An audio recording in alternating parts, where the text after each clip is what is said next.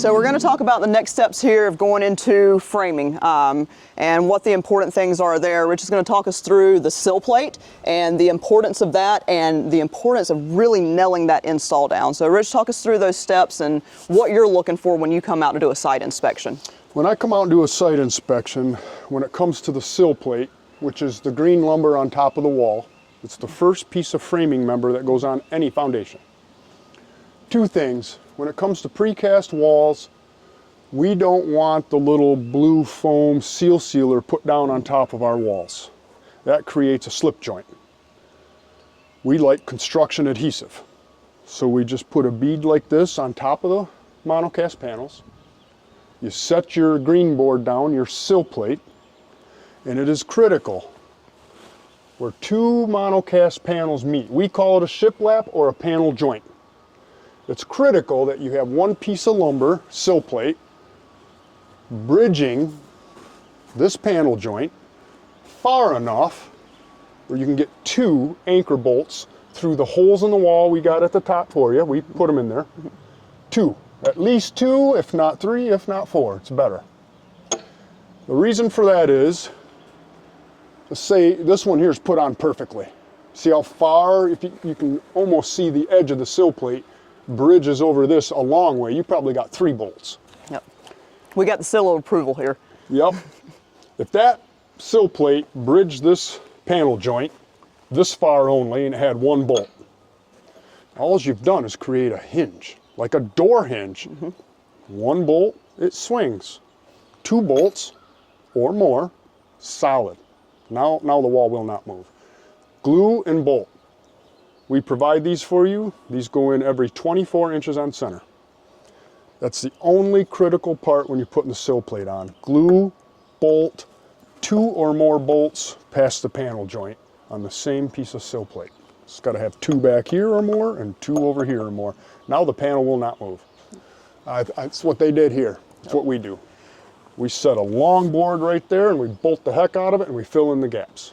One of the benefits of these walls, again, is they're made in factory, so the top of these walls are going to be perfect every time. They're made in forms, so that eliminates the need for the sill, that blue rolled foam that you can see on construction sites sometimes.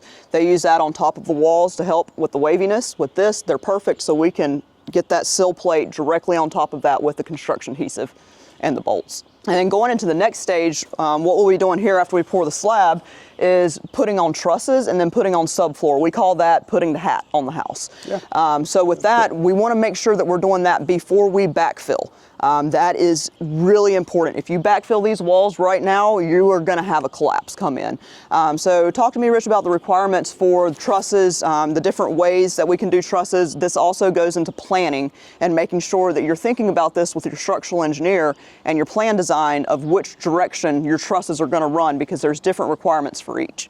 When it comes to the floor trusses setting on our walls, the floor trusses that set right on top of the wall and run perpendicular. Nails down to the sill plate per construction code requirements like any other foundation.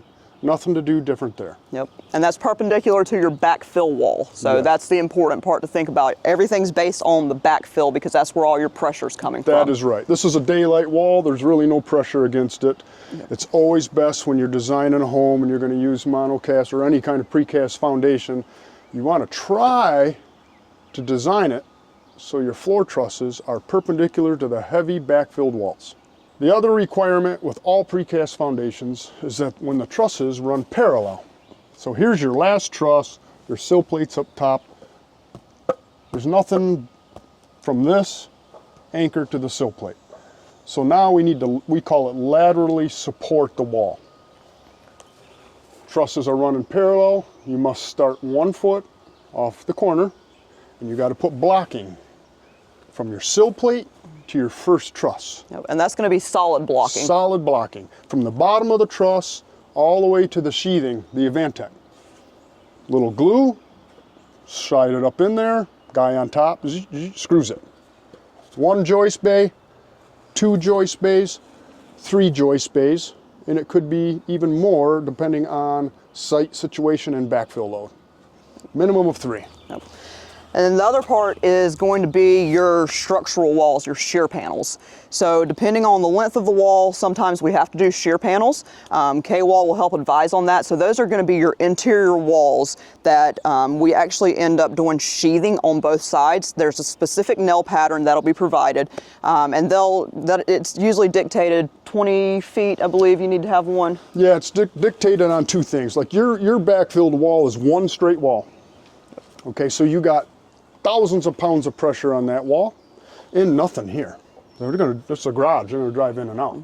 So yes, in our builder's manual, you'll say where it'll say you got an interior footing here, but you might want to take, there's always framing downstairs. We'll meet with the framer and you, the builder, and we'll say, here, you got a frame wall right there. Let's turn that into a shear wall.